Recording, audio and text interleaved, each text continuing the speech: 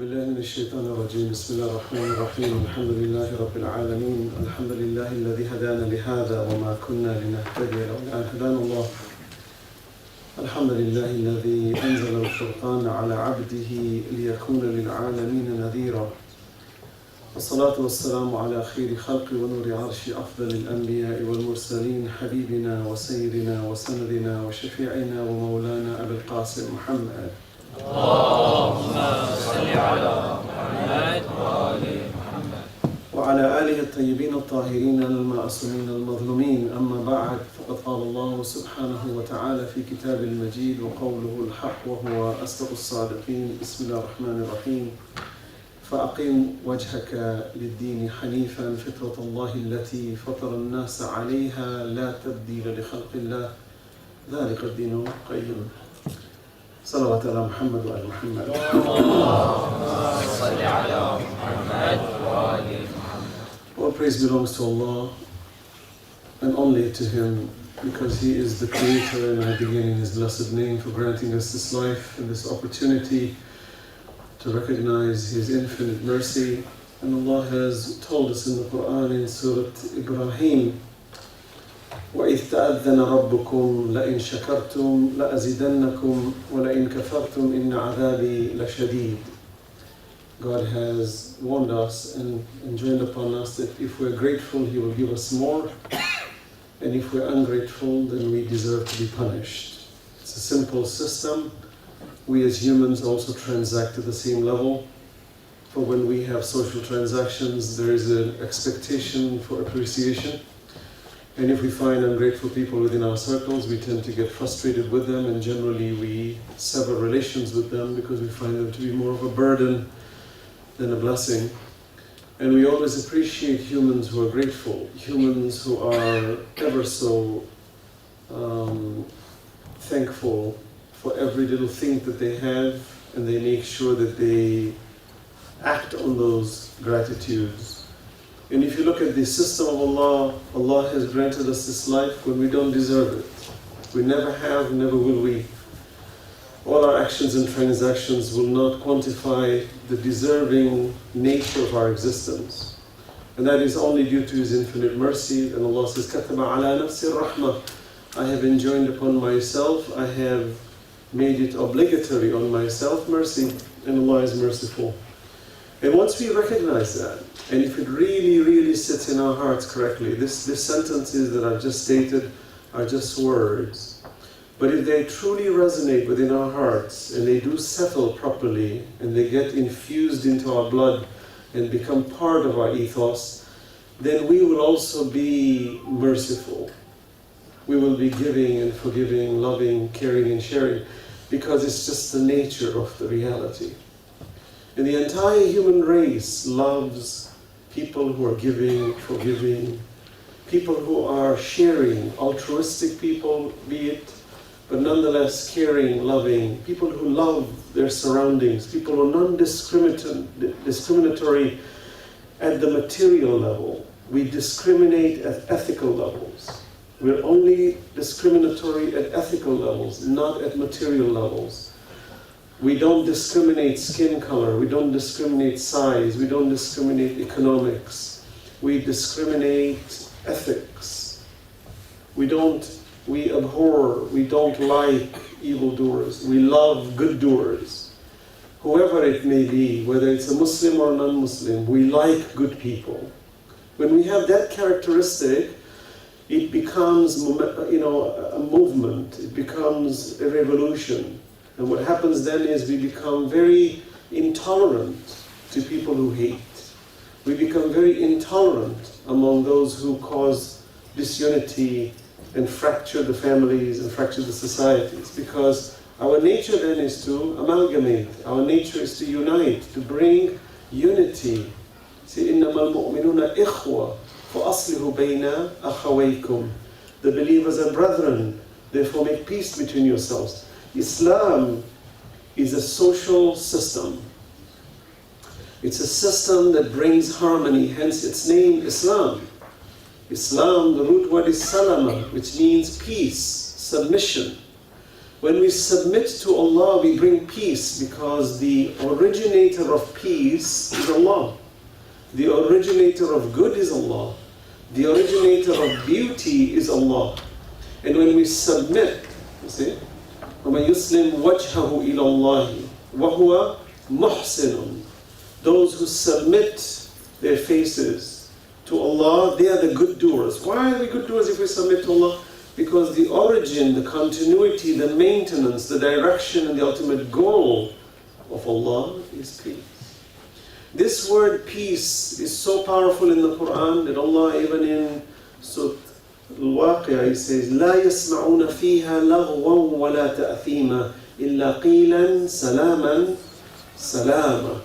In paradise, you will not hear vain talk. لا يسمعون فيها لغوا ولا تأثيما. Vain talk, nor evil talk, the talk that hurts people. لا يسمعون فيها. You won't hear it. إلا قيلا. You will hear them say سلاما سلاما. You will hear them say peace, peace. Because Islam is a religion of peace. And I swear, 7.5 billion people on earth, ask them which word resonates the best in your hearts and in your souls, they will tell you peace. Peace is the key to harmony. Because when we have peace, but we can't have peace if we don't have justice. See? Justice is the bedrock of the systems. And when we violate the laws of Allah, and when we let our greed and our foolish emotions and our ignorance take us over, we cause injustice. This is where theft takes place, arrogance takes place, people who are condescending, who look down on others, people who cause others not to progress. Within our Muslim communities, it's very prevalent of all the people on earth who dare to profess a religion called peace, that we are so jealous of each other, that if someone is doing well, we open a business across the street simply to put this person out of business. This is not Islam. Islam is the promotion of progress which brings about peace. And tonight's discussion is what are the parameters that you and I as Muslims need to understand holistically within this blessed month of Ramadan, that while we're abstaining from eating and drinking, and we're abstaining from our passions and desires that may be harmful to us, or at least within the parameters of fasting are forbidden upon us. Why is it forbidden? Why did Allah forbid us to eat from sunrise to sunset? Why is Allah forbidding us? When He created food, He created hunger, He created me, and He created my desire. Because Allah wants to teach me. كُتِبَ عَلَيْكُمُ الصِّيَامُ كَمَا كُتِبَ عَلَى الَّذِينَ مِنْ قَبْلِكُمْ لَعَلَّكُمْ تَتَّقُونَ. The object of fasting is to achieve piety. What is the definition of taqwa, piety? God consciousness. What is the true meaning of God consciousness? The promoter of peace. The promoter of justice. The promoter of happiness. The demoter of injustice. The demoter of cruelty. The demoter of thievery and lying and treachery. One who does that is the true proponent of Islam. Salawat ala Muhammad wa ala Muhammad.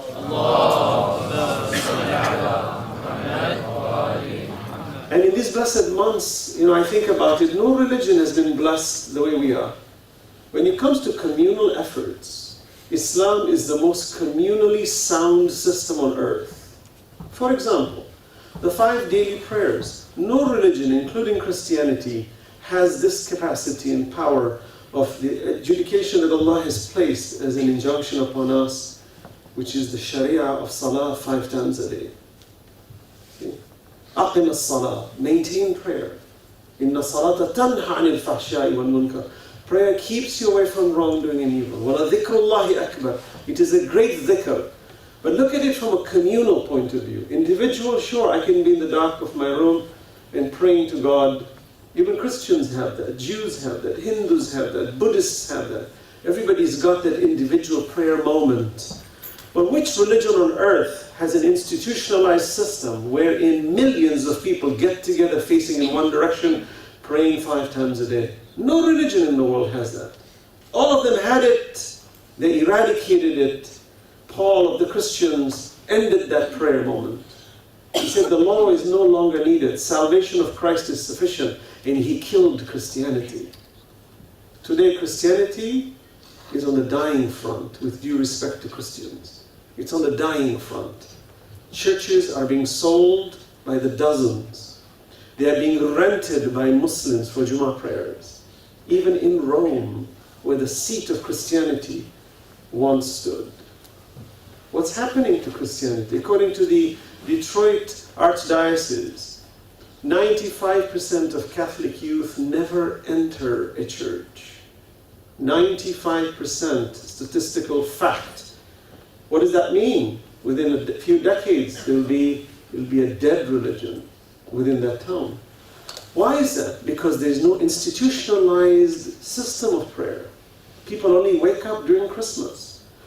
Only during Christmas do people go to worship God. It used to be Sundays. Originally it was 7 days a week. Then they cut it down to 1 day a week. Then they cut it down to 1 time a year. Imagine, because we are so busy with the acquisitions and chasing the glitter of this world, that we forgot our duties as to why we were created. And it's fascinating that when you look at the Christians in Germany, the avid goers of the church, the ones who go to church year-round, complain on Christmas that they cannot do their Mass because too many of those outside Christians come in during that day and they don't have space to worship. So now they've instituted a membership card that only the members can first come in. But why do people go on Christmas? Because deep down, and this is the hope, that light at the end of the tunnel that I see, is that deep down, even those who don't worship God as Christians and Muslims and Jews and all the others, deep down they have an affinity to Allah. Deep down they have hope in Allah. That at least on Christmas they go to church. That at least deep down they do believe that Isa is their Savior. And on that day it is good to remember God. There is hope there. So we as Muslims, those of us who understand the truth, should realize that the world, the majority, is a worshipping world.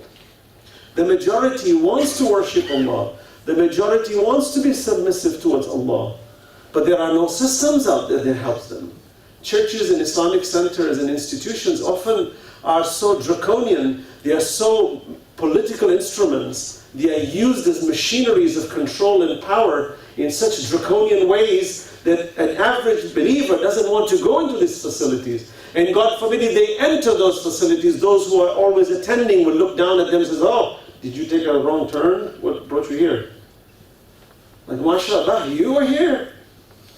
What are you doing here? You know, this is because this is a person who's not religious. Suddenly we taunt them. We taunt them like, are you feeling okay today? Why are you here? Like, I'm so holy, you know, only I'm supposed to be here.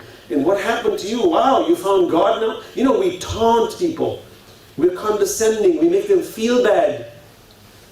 So this person no longer wants to come. Or if the individual is searching religions and they come into a community like ours, as I mentioned yesterday, and happens to be a non-Muslim, happens to be a black person, you know, we say, oh, stay away from me. You're weird, you're different. You're not my circle. Imagine that individual, how do they feel? That while in their pursuit of truth, they were repulsed by a community that supposedly had the truth. What will happen to us?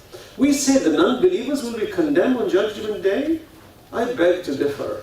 I think on the line of condemnation, the first recipients are you and I.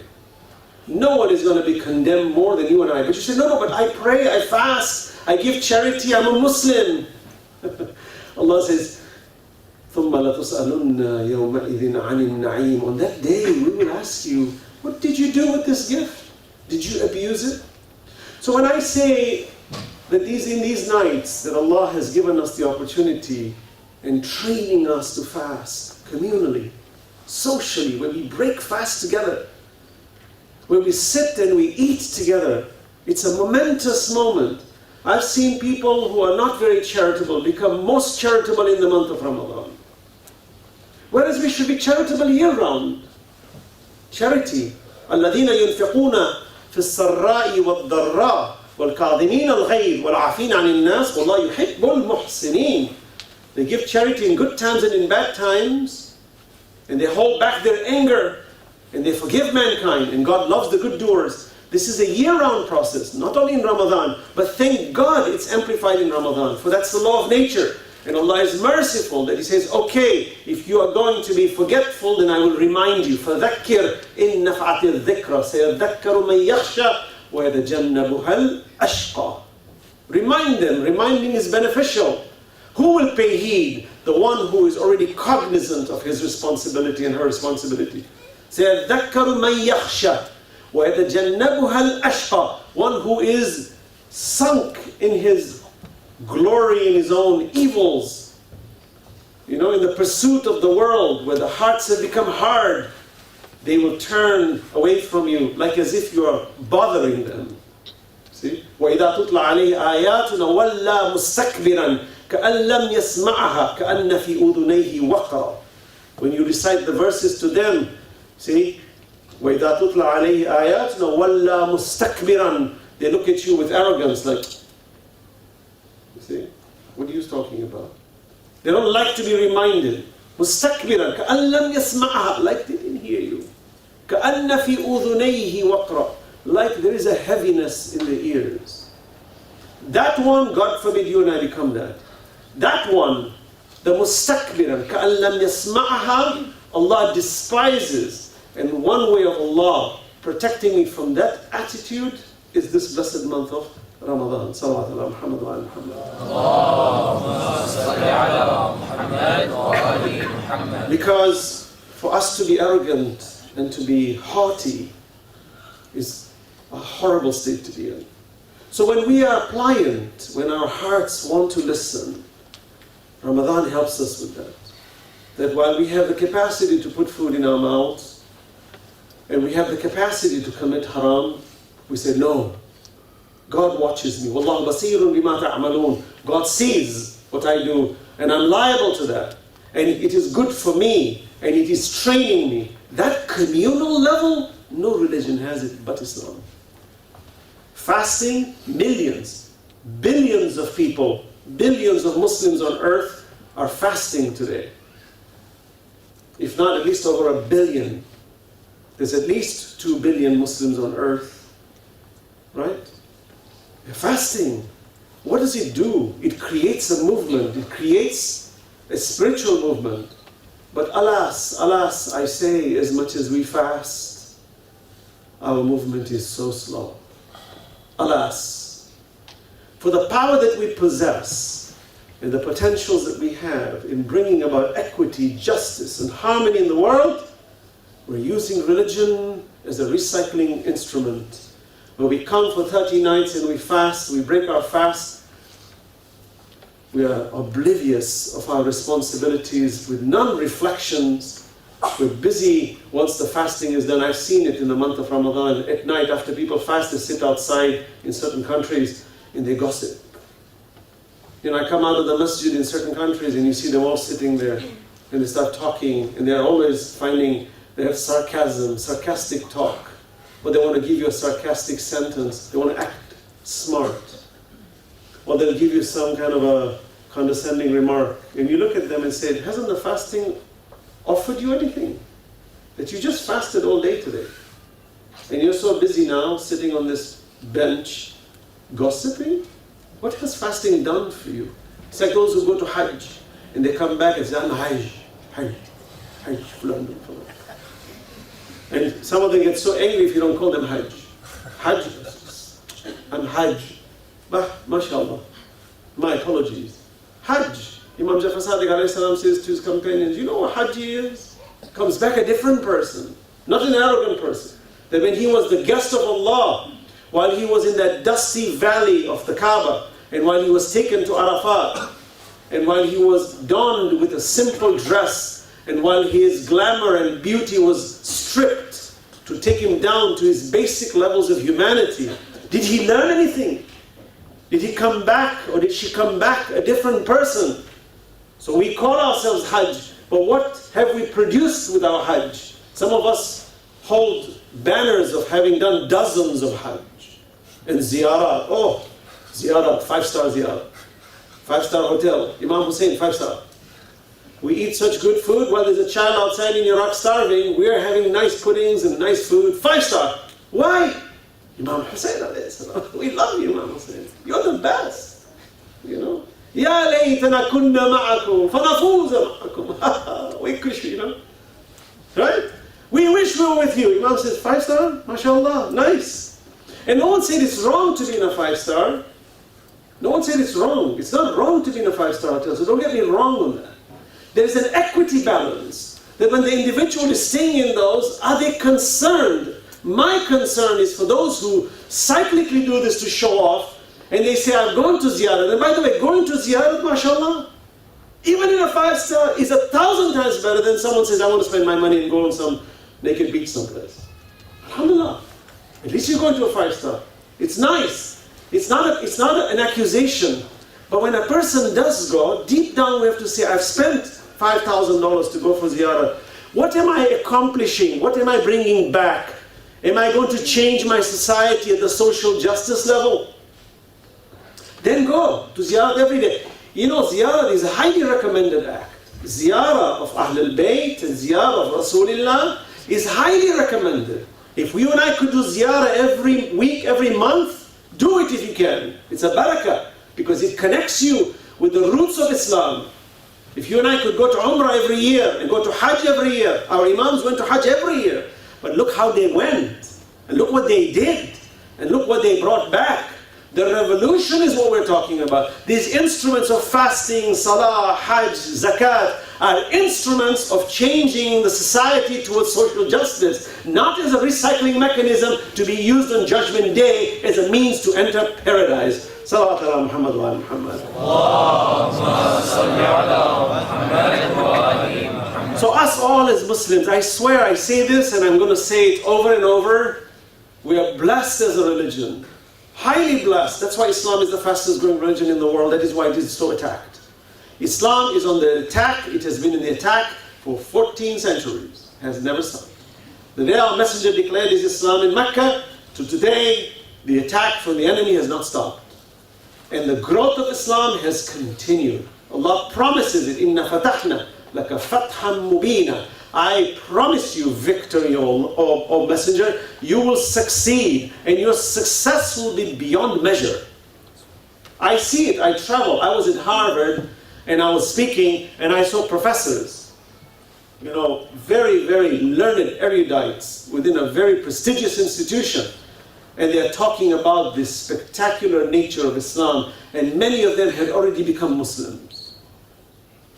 You know, Christian names. I shake hands, say, I'm a Muslim already. Really? I'm a professor at such and such, I'm a Muslim. Wow, how did you become Muslim? He says, my research has brought me here. Even the very woman who invited me to Harvard was part of the religious institution. She said, soon I'm going to do my shahada and I'm going to follow the ways of Ahlul Bayt, she said to me. See? I was surprised. I looked at her and said, wow, you know, you look at this woman, she doesn't dress like a Muslimah. She says, I love Islam and I love Ahlul Bayt, and soon I'm going to do my Shahada. I've already made that decision. I've been studying it and I'm going to follow Ahlul Bayt. I'm saying within the walls of academia, within the prestigious walls, Islam is penetrating. You don't think the pundits know that? Why do you think they're attacking us? So what do you and I do? We become ostriches and put our heads in the sand because Islam is under attack? Or do we rise and hold our identity even stronger and go to the front lines and say, come, let me show you what Islam is about. Why should we be afraid? Honestly, post 9/11, people ask me, were you abused after 9/11 in America? I was only a few miles away from 9/11. And not a single day did I experience discrimination. I didn't experience any discrimination as a Muslim, though I grew up in New York. 9/11 took place in New York. I don't remember a single day my family nor I experienced a day of discrimination. My mother walked the streets and no one ever taunted her. My family, no one taunted us. There are those who are being taunted, I agree.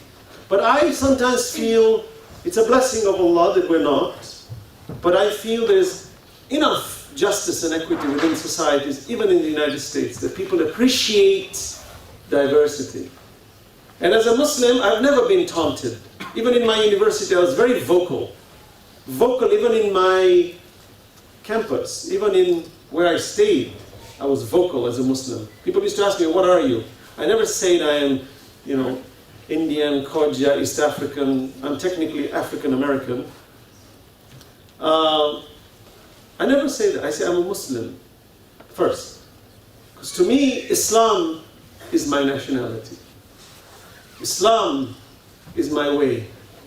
Where I'm born, in which land I'm born, has a cultural connotation, and it's beautiful too. And the food that I have an affinity towards is something beautiful that's given to me. But it's not my driving force. And I don't remember, even post 9/11, when I was vocal, where anybody ever attacked me to a level that I felt like, oh, I need to be silent. Now, it's a blessing of Allah, of course, that maybe I dodged the bullet. But I firmly believe that if we carry ourselves in a dignified fashion, and we look at somebody with a sense of confidence and the readiness to respond to any accusation, people back off and they don't taunt us. Children who are bullied are typically the ones who invite bullies. Bullies look for victims. Just like thieves, people who are going to mug people on the street, they look at the one who's going to give them the least resistance. Thieves who break homes, they look for homes that have the easiest access inward and outward, because they do not want to confront any sort of hindrance.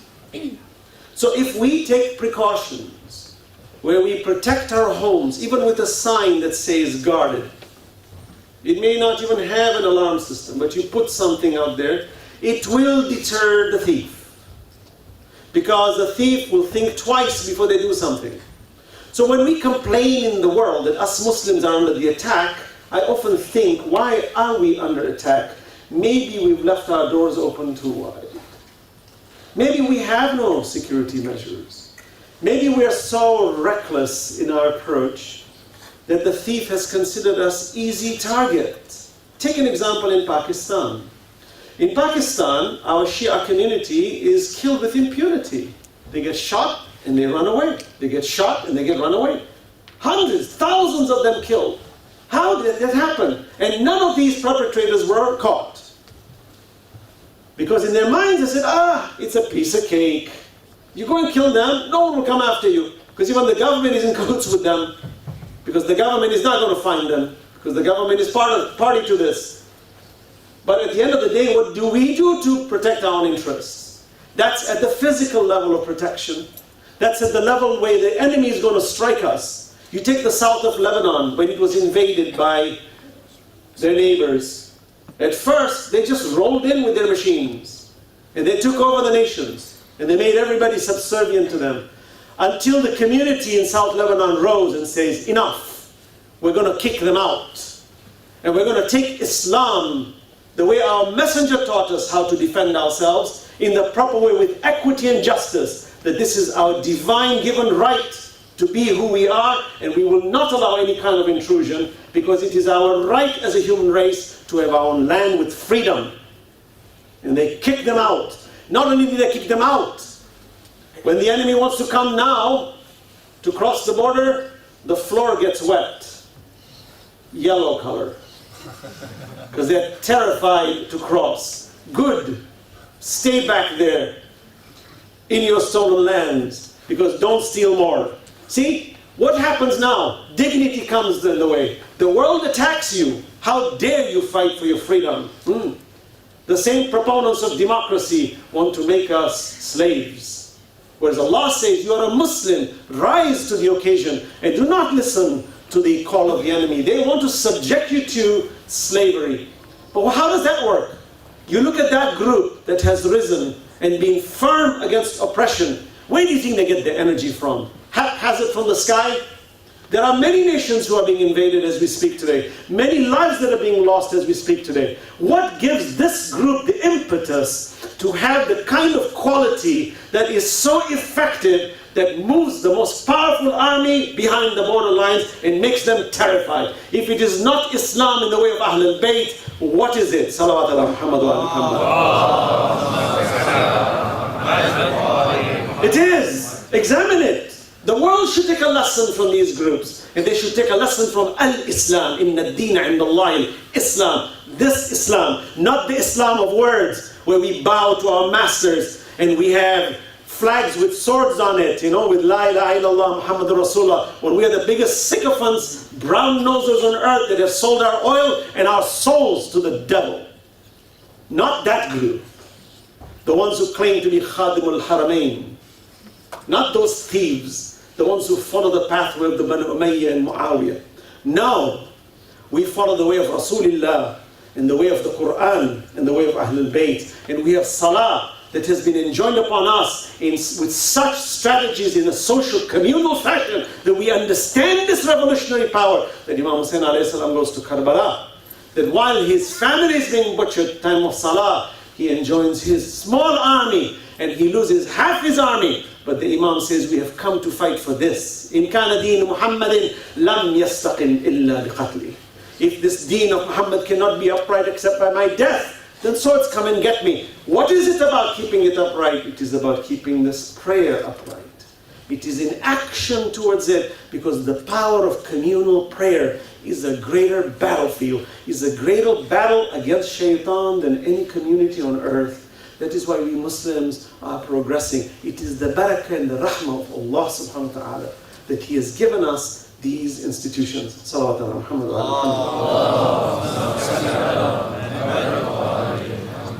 The Quran is a lesson on how to do all of this. So today I'll touch briefly on a few principles for us to understand, me as a Muslim while I'm fasting, how revolutionary can I be in my social justice?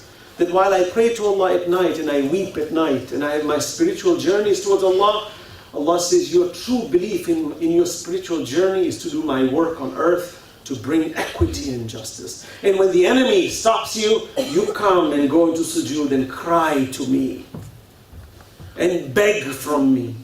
And you beg from me that you succeed to bring justice and harmony in the world. That's the kind of dhikr Allah says I love. The kind of dhikr that not only do you care for your own soul, but you care for the soul of humanity.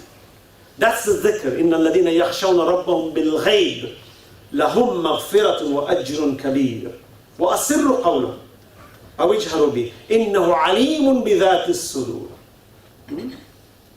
Allah says, the one who worships Allah, إِنَّ الَّذِينَ يَخْشَوْنَ رَبَّهُمْ, the one who is fearful of his Lord in the dark, رَبَّهُمْ بِالْغَيْبِ, in the dark, for that one is the one who will get a great reward. What is this fear that you pray to God in the dark? The one who is concerned about the growth of humanity. But pegged in it, naturally, if you and I want to change humanity, you can't do it. Often I ask this question. In Usul al-Din, we have, in Furu al-Din, we have Amr bil Ma'ruf wa Nahi anil Munkar. You all know that. Amr bil Ma'ruf, meaning enjoining the good, and Nahi anil Munkar, which is forbidding evil. If I ask an average child, what is Amr bil Ma'ruf? He will tell me, telling others to do good. And what is Nahi anil Munkar? Telling others not to do good. Not to do evil. The key word was telling others. Actually, Amr bil Ma'ruf doesn't mean that. Amr bil Ma'ruf means telling yourself to do good. Amr bil Ma'ruf, yourself. Because when you enjoin it on yourself, it will naturally enjoin it on others. That's why Allah says, لِمَا تَقُولُونَ مَا لَا تَفْعَلُونَ كَبُرَتْ مَقْتًا عِنْدَ اللَّهِ أَن تَقُولُونَ مَا لَا تَفْعَلُونَ. Why do you say that which you don't do? So if you and I consider a holistic approach to the revolution of a Muslim, it is to say, I want to change humanity towards peace and tranquility. And I cannot do it unless I become better. Yesterday I touched on that briefly. Why do we hide our names and our religion? And we don't like confrontations with other religions. Not within our religion. People say to me, religion and politics, two subjects don't talk about. You never get anywhere. It's exactly what Shaitan wants us to say. Religion and politics, you should never talk about it. Just become a stoic, Hide it in your own hearts. Don't talk about it. Talk about money, sports. Sports. Nice religion in the world. Sports. Big religion. Highly, highly profitable religion on earth. Sports. Everybody's free to talk about it. It's so cool. And there are no CIA, police, MI6s or anything catching you for talking about sports. We love you. You just keep talking about sports. You want to be a sports nutcase, go out there and stand up there, become a member, paint your face. People paint their faces, right, with a sports team. You're cool. You are not a threat to us. Shaitan says, you're the kind of guy I like. You just keep yourself busy that way. Hopefully you'll grow old and you'll die ignorant. Because you will be so good in statistics and sports and you'll know nothing. And on Judgment Day, you think Allah would ask us, what did Manchester United do? How did they score? You think you and I will be asked that question? No. So sports, they are an entertainment form. And they're not bad. They're good. But within limitations, for God's sakes. What happened to our mental acuity, our understandings? So I touched yesterday, how much do we as Muslims living in the Western world know about the Western faiths? Very little. When it comes to articulation with Christians, many of us don't even know how to speak properly. We don't even have the right verbiage on how to converse with our Christian brethren and Jewish brethren. We don't know that. How about atheism? Many students and youth come to me and say, brother, we have all these atheists, can you help me? I said, I'll help you, but how convinced are you to be a Muslim? He says, of course I'm convinced. I said, go home and debate yourself. Your conviction has a direct correlation to the success of your conviction towards the atheist. It's one thing to be a mailman to say, here's a book, Islam is right. I transformed from one point to another, but I took a sidestep. I said, well, I don't know much, but here, inshallah, you'll be a good Muslim. Amr bin Ma'ruf, right? Yeah, inshallah, you'll be a good Muslim. One father came to me and says, my son has become an atheist, can you convince him? I said, why don't you convince him? He said, brother, I don't know how to convince him. I said, but he's your son. You know why he's an atheist? Because you're not convinced. No, I'm very convinced. Are you? He said, yes. I said, then convince me. But I don't know how to convince you. I said, then you're not convinced. He said, well, deep down I know I'm right. I said, go tell the world that. Then a Hindu will tell you, deep down I know I'm right. The atheist will say, deep down I know I'm right. A Hindu will say, deep down I know I'm right. Then who's right? So at least have the capacity to articulate. We have no time. We have no time to question. And then our children come and ask us questions that we cannot answer. It's a blessing that at least our children are asking us blunt questions, the taboo questions. What is Allah telling me therefore? Go and investigate. Find it. God has given you enough resource in this world that you and I have conviction. So first and foremost, if you and I ever want to do good things in society, it's a holistic approach to always want to do greater things, but it must start and continue with me. If I am not constantly purifying myself, shame on me for having the thoughts of changing the society. But if I have no desire to change the society, then shame on me. Salawat ala Muhammad wa ala Muhammad. So, let's touch very briefly. Quran. Allah says in Surah Al-Baqarah, verse number 177, لَيْسَ الْبِرَّ أَن تُوَلُّوا وُجُوهَكُمْ قِبَلَ الْمَشْرِقِ وَالْمَغْرِبِ ولكن البر من آمن بالله واليوم الآخر والملائكة والكتاب والنبيين وآتى المال على حبه ذوي القربى واليتامى والمساكين وابن السبيل والسائلين في الرقاب وأقام الصلاة وآتى الزكاة والموفون بعهدهم إذا عاهدوا. Listen to these verses. Elegant, eloquent, to the point. Where Allah subhanahu wa ta'ala is giving me my responsibilities as a Muslim. And He has instituted systems in the world that helps me manage my deen. On a social level, Islam is unparalleled. From an individual level, unparalleled. If you and I have doubts about our deen, then we haven't tapped into the treasuries of truth. Allah says, it is not righteous that you turn your faces towards east and west. As people were saying, oh, my Qibla is in this direction. Like the Yahud of the time were saying the Qibla is towards Bayt al-Muqaddas. Allah says the Qibla is for the sake of unity. It's for the sake of bringing harmony. So Allah is everywhere. But Qibla, Allah has enjoined Mecca as a center because Mecca on land mass is the center of the earth. If you flattened out the earth from east to west, you will see the Kaaba is at the center of the earth from east to west. It's a fair position. The Kaaba, which is the cube, has a shape specifically not to discriminate any side. Hence, each side is equidistant to all sides on earth. And it is at the lowest valley in the region, meaning the leader should be the most humble. That is why the rule in Jama'ah is the Imam of Jama'ah should be in the lowest position, not in pontificated positions of high positions where, even our sujood, even the turba that we use, there's a regulation as to how thick and how much height the turba should be, because you need to be equidistant with the rest of the prayerful ones. And in your Jama'ah, you could be a king or you could be a slave. You must not differentiate them in Jama'ah. And in sujood, they must have the same level of sujood. Islam is the religion of social equity and justice in its fullest form. Allah says it is not that you turn east nor west. Righteousness is that you should believe in Allah and the last day and the angels and the book and the prophets. Why? Because when you look at each one of them, it's usul al-deen. The usul, it is the spirit and the philosophy of Islam. It's universal. It's not pegged in law, sharia, halal, haram. Those come out of usul al-deen. When we do taqleed of our maraji on issues of ahkam, of wajib and halal, haram and mustahab, makruh and mubah, we do it in furu al-deen.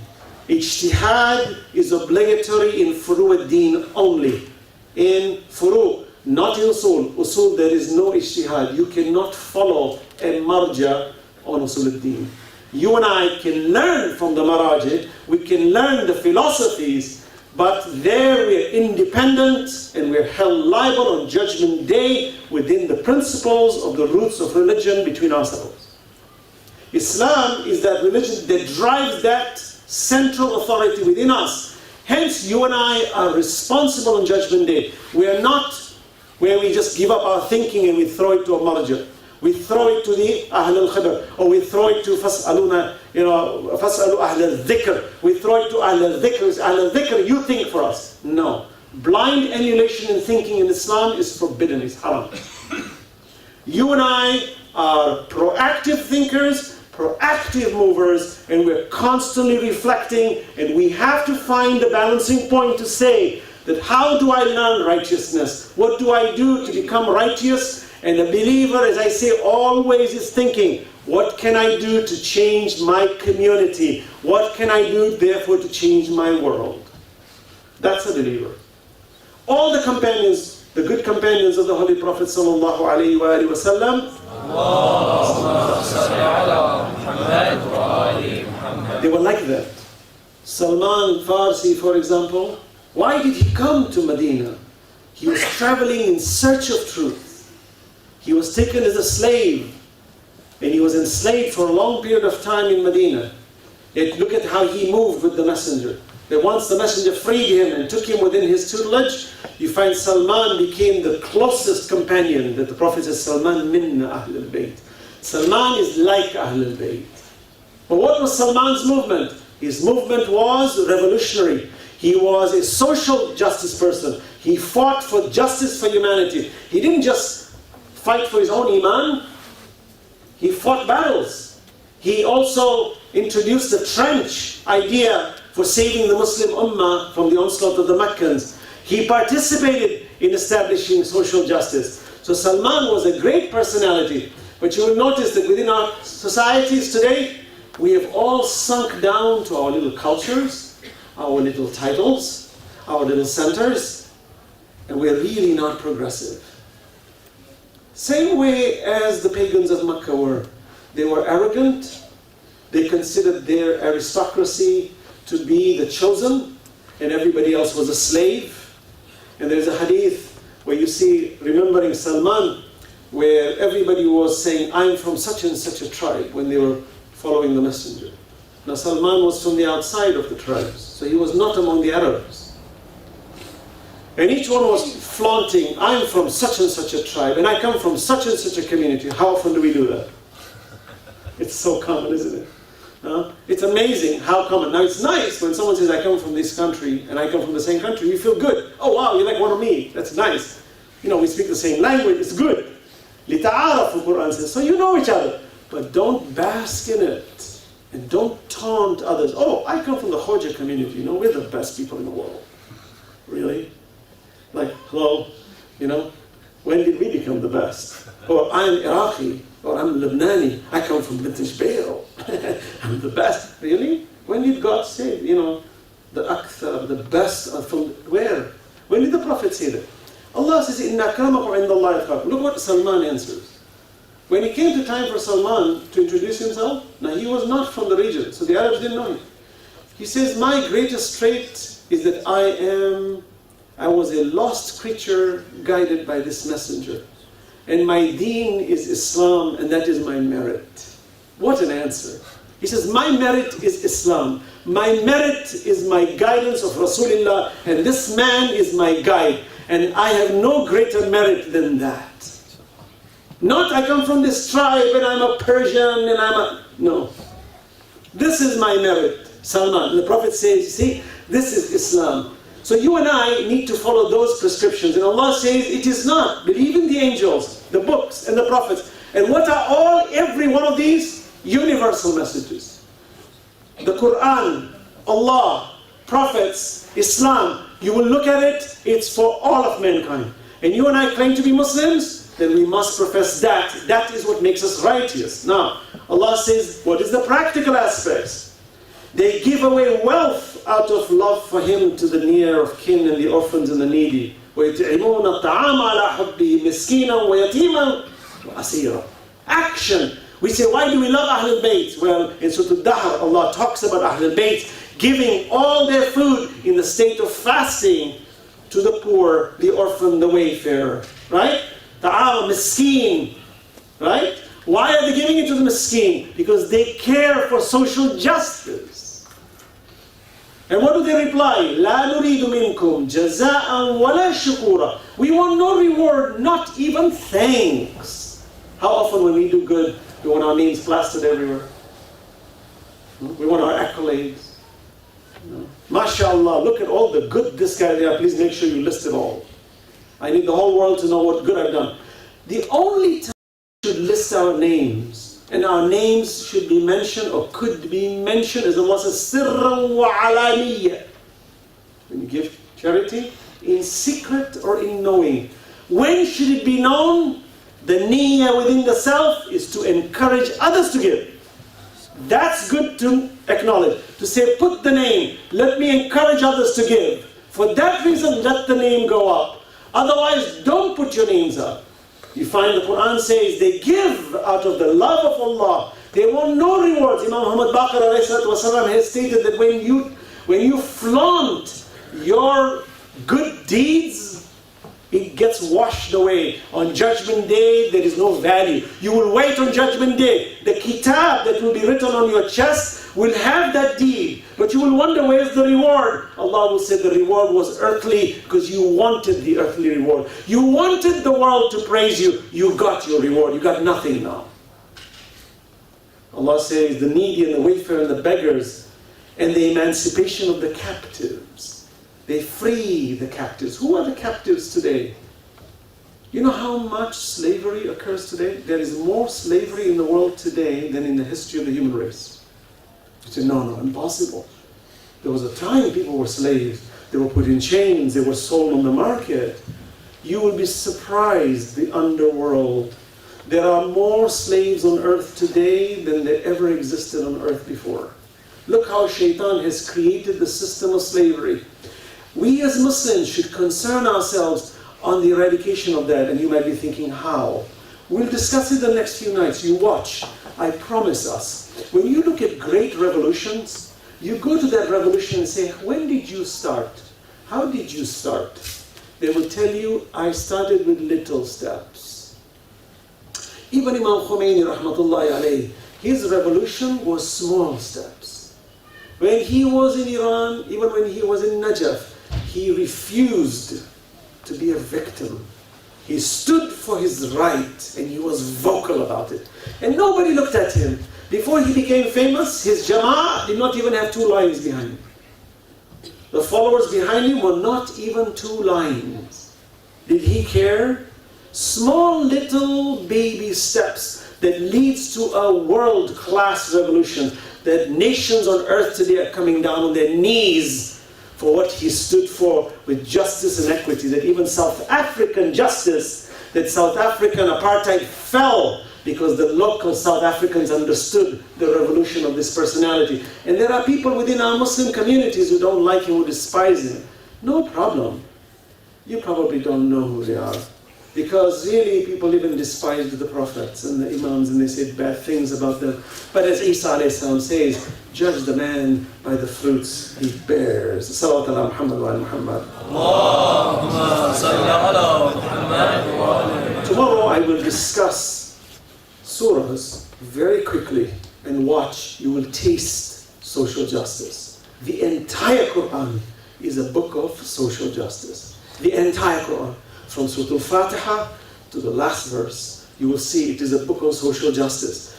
I will touch on Surah Al-Hujurat tomorrow and see the entire chapter. You will see this 48th chapter, the entire surah is social justice. And it is so elegant that when you and I get the taste of it, I hope within this fasting month, we take this taste and say, aha, I know what I need to do.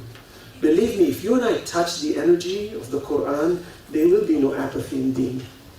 On the first day when I arrived here, we were talking about apathy among volunteers. Apathy within the community, that there are a few leaders who lead, and then the rest of them just follow and watch as spectators. And then typically when the going gets tough, only the tough get going, and that happens to be only a handful, maybe 2 or 3. And then the rest all just conveniently disappear. You know why that happens? Because we haven't touched the energy of the Quran. We have not realized the power of truth. We have not understood the mission of life. When I think about Imam Ali ﷺ as the lover, as the servant of Rasulullah, as one who gave from the moment he opened his eyes at the Kaaba to the day the messenger left this dunya, you find this man never stopped doing good. What was his impetus? What was his energy to constantly establish social justice at the cost of losing his family's life? He touched the energy because he was the living haqq. Ali ma'al haqq. وَحَقْ مَعَ Ali. You and I love Ali ibn Abi Talib. Shame on us if we don't have the same kind of energy, or at least moving in that direction of energy. Allah says, who are they? They give up, they fight for freedom of. There are non-Muslim groups today in India, in Europe, in UK, who work hard in the dark of the night, preventing slavery, freeing children from sex slavery. They're not Muslims. We'll talk about them. Finally, my time is up. He says, they keep a prayer, they pay the poor rate. And the performers of the promise, they keep their promise when they make a promise. Look at the character of Islam. They are patient in distress and affliction, and in time of conflicts, they are the ones who are true to themselves. And they are the ones who guard against evil. These, Allah says, are the muttaqeen.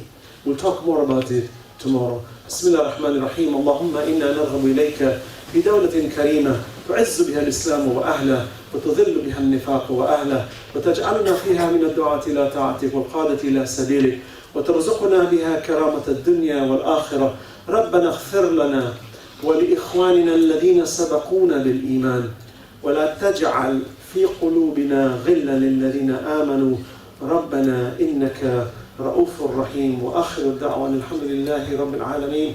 My respected brothers and sisters in Islam, may Allah bless you for taking the time in these long days of fasting to take the time to come to these lectures and to spiritually engage and to be participants within a social movement that is none alike on earth. May Allah bless you. Wassalamu alaikum jami'an wa rahmatullahi wa barakatuh.